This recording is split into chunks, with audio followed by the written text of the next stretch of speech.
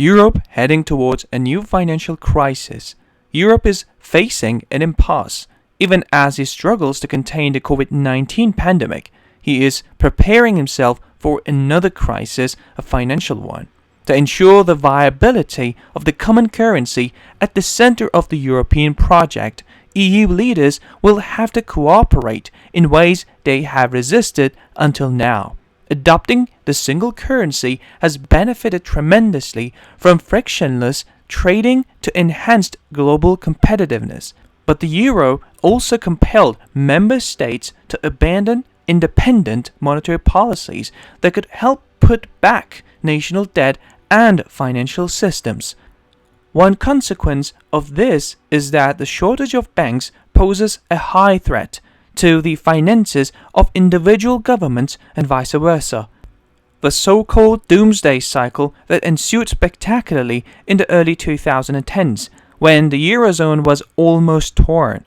In 2012, European leaders agreed that should be a big part of the solution. They envisioned a full banking association in which governments would take joint responsibility to oversee financial institutions and, most importantly, to dissolve or recapitalize banks and integrate depositors as needed. Progress has been unbearably slow. Although the European Central Bank currently oversees the largest banks in the region, individual governments bear the costs of the rescue, as evidenced by the rescue packages in Italy and Germany. Mutual deposit insurance is nothing more than a code. The epidemic has exacerbated the problem, with governments increasingly borrowed in their efforts to achieve economic relief. The International Monetary Fund estimates that the general government debt in the Eurozone will exceed 98% of gross domestic product by the end of 2021, from 84% at the end of 2019. Even worse, individual countries' obligations are piling up in the financial statements banks.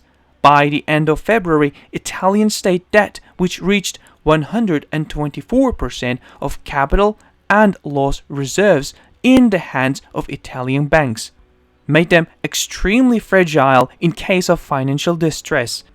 This will be a step towards banking union, so European leaders must go further.